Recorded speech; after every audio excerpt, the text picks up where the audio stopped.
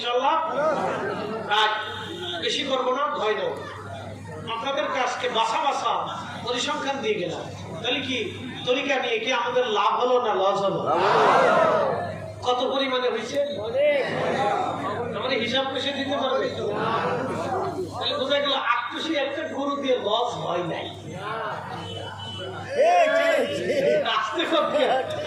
এক বস্তু চাই দিয়ে লস হয় না। আজকে কোন বেতনে বলে হয়? আচ্ছা গরু শরীরে কত পরিমাণ লোক বুঝাই এটা পরিসংখ্যান দিই। আমি বাদ দিলাম গত শিবের আগে শিবের টিকিটের হিসাব ধরি, ৮০ লক্ষ টিকিট সেল হয়েছে। ধরে রাখছি ৮০ লক্ষ টিকিট গেছে, ৮০ লক্ষ টিকিট ছাড়াও তো আরো টিকিট আছে, অনেকে ফ্রি টিকিট যায়, এই যায়, ডানে যায়, বামে গেছে, এইভাবে সব ৮০ লক্ষ গেছে। ধরে রাখছি ধরে ডানে যায়, বামে যায়, আবার টিকিট ছাড়াও আছে। আমি ৫০ লক্ষই ধরলাম। তো অনুশীলনে যদি রানিং ৫০ লক্ষ লোক ৪ দিন থাকে, তো ৪ দিনে ২ রেখাত করে নফল নামাজ পড়লো কত টাকা?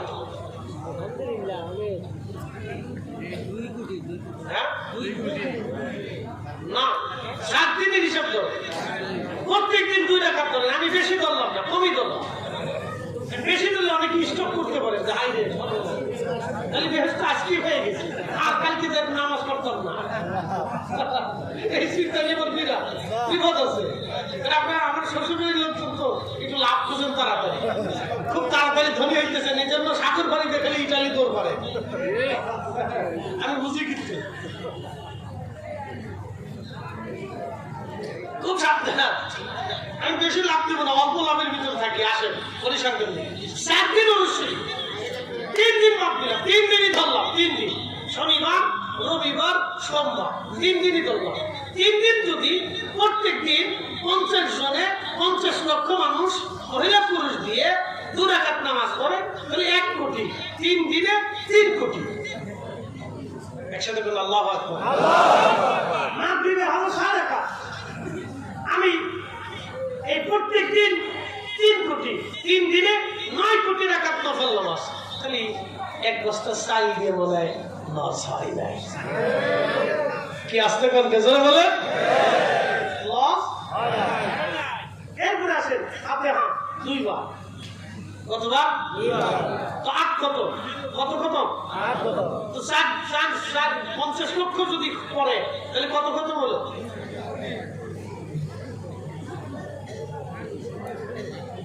৫০ লক্ষ মানুষ যদি ২ কোটি খতম প্রত্যেক দিন ২ বার দেয়, তাহলে ৪ কোটি খতম। ৪ কোটি খতম যদি প্রত্যেক দিনে হয়, তাহলে আপনি ৮ কোটি খতম ধরেন। ৮ কোটি খতম, ৮ কোটি খতম যদি প্রত্যেক দিনে হয়, তাহলে ৩ দিন ২৪, ২৪ কোটি কোরআনের খতম নূর শরীফ থেকে তামাম পৃথিবীর জাকেরদের আমল নামায় বকশিশ করা হয়। তার মানে বোঝা গেল আপনি এক বস্তা চাই দিয়ে লস করেন নাই। কথা কন না কেন, ঠিক কিনা?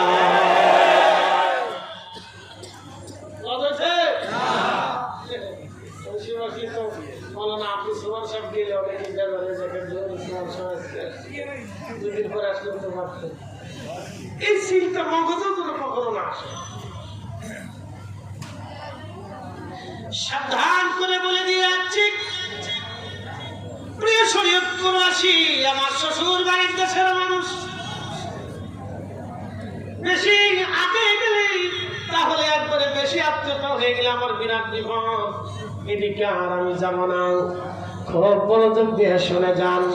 বলতেছিলাম এবার আসেন কেন এইগুলির প্রতি আপনাদেরকে উদ্বুদ্ধ করলাম। প্রশ্ন রাখতে পারেন ফরিদি সাহেব, আপনি কেন আমাদেরকে নফলের দিকে উদ্বুদ্ধ করে দিলেন? একটা মাসালা মনে রেখে যাবেন, শুধু ফরজ নামাজ দিয়া আল্লাহর ওলি হওয়া যায় না।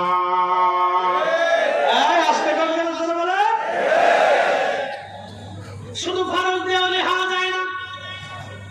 আমি শ্বশুর বাড়িতে আসলাম, আমি তো বিয়ে করছি শর্ত দিয়ে, আমার স্ত্রীকে দেড়মোহর দিলাম, বিয়ে করলাম তো আপনাদের এলাকায় শর্ত দিয়া। এখন প্রশ্ন, শ্বশুর বাড়ি থেকে আমাকে পাঞ্জাবি দিল, জুব্বা দিল, কাপড় দিল, আর তারা নাতি আমি আপনাদেরকে মাঝে মধ্যে গিফট হাদিয়াটা দিয়ে আমার জন্য পাঠায়। এখন প্রশ্ন রাখবেন, আমি তো বিয়ে করেছিলাম শর্ত দিয়ে, বিয়ের সময় তো কথাবার্তা ছিল না আমার বছরে বছরে হাদিয়া তোহফা দিতে হবে, মাঝে মধ্যে মাছ পাঠাইতে হবে, মাঝে মধ্যে আমার ছেলে মেয়েদের জন্য কাপড় চোপড় পাঠাইতে হবে, আর বছর শেষে ঈদের সময় আসলে আমার জন্য জুব্বার কাপড় পাঠাইতে হবে। এমন শর্ত দিয়ে তারা আমি বিয়ে করি নাই, কিন্তু আমার শ্বশুর বাড়ির শরীয়তপুরের মানুষ আমাকে কেন দেয়? এর অর্থ হলো হাদিয়া দিলে মহব্বত বাড়ে। হাদিয়া দিলে কি বাড়ে? মহব্বত বাড়ে।